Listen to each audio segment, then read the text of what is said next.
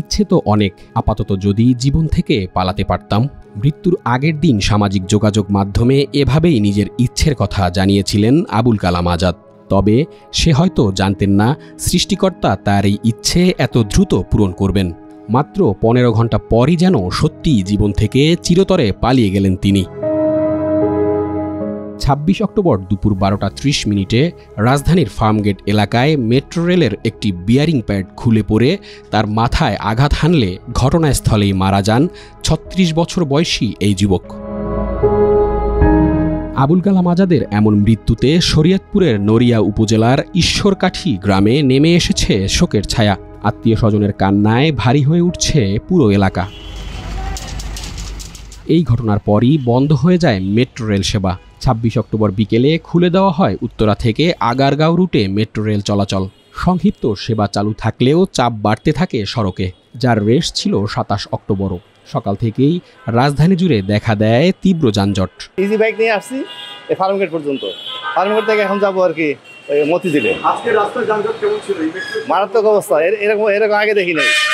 গতকালকে থেকে জ্যাম, আমরা সাধারণত কাজীপাড়া থাকি তো মেট্রোতে ব্যবহার করি আর কি বেশি, তো গতকালকে থেকে রাস্তায় ইউজ করা লাগছে, কিন্তু রাস্তা তো অনেক জ্যাম, প্রচণ্ড জ্যাম। 26 অক্টোবর দুপুরের পরই শুরু হয় মেট্রো রেলের ক্ষতিগ্রস্ত অংশ মেরামতের কাজ।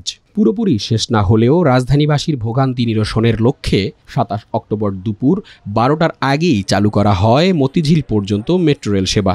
আমাদের কাজ শেষ, এখন মেট্রো ট্রেন চলাচল করতেছে।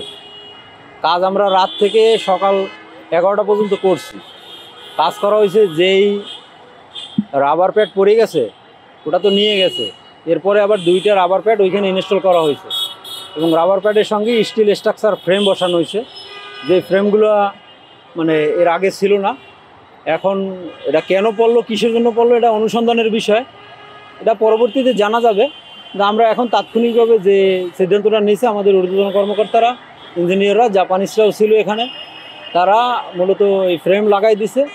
অথবা অদূর মানে সিদ্ধান্ত আসবে যে সবগুলো এই ফ্রেম লাগাই দেওয়ার ব্যাপারে। মেট্রো রেল সেবা চালু হওয়ায় দুপুরের পর থেকেই সড়কে কমেছে যানজট, স্বস্তি ফিরেছে নগরবাসীর মাঝে। স্বস্তি লাগছে যে মেট্রোটা চলছে। এখন তো ঢাকা শহরে মেট্রো ছাড়া তো চলাই কষ্টকর হয়ে যায়। ভালো হয়েছে, আরো আগেই চালু হওয়া উচিত ছিল। আমি কিছুটা অবাক হয়েছে যে কেন এটাই মানে এতক্ষণ কেন লাগলো চালু হতে, কারণ এটা সব মানুষের জন্যই উপকৃত হচ্ছে মেট্রো রেল দ্বারা। সবাই খুব কম সময়ে তাদের জায়গায় পৌঁছাতে পারে কাজে। চলাচলে স্বস্তি ফিরলেও নতুন শঙ্কা জেগেছে রাজধানীবাসীর মনে। ভবিষ্যতেও কি প্রাণ যেতে পারে অন্য কোনো আবুল কালাম আজাদের? এটা তো ভয়ের জায়গা। গতকালকে থেকে বাচ্চার মা বলতেছে যে আমরা তো তাহলে মেট্রো আর ব্যবহার করা যাবে না।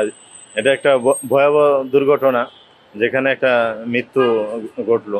কর্তৃপক্ষের দৃষ্টি আকর্ষণ করে এতটুকু বলতে চাই, আপনাদের অবহেলার কারণে একটা তরুণ প্রাণ ঝরে গেল, এই দায় কে নিবে? শুধু সড়কে নয়, ফেসবুক পোস্টেও দেখা গেছে এমন শঙ্কার বহিঃপ্রকাশ। এর আগে 2024 সালের 18 সেপ্টেম্বর খামারবাড়ি এলাকায় মেট্রো রেলের একটি পিলার থেকে বিয়ারিং প্যাড খুলে পড়ে। এতে হতাহতের ঘটনা না ঘটলেও সে সময় আগারগাঁ থেকে মতিঝিল পর্যন্ত 11 ঘন্টা বন্ধ ছিল ট্রেন চলাচল।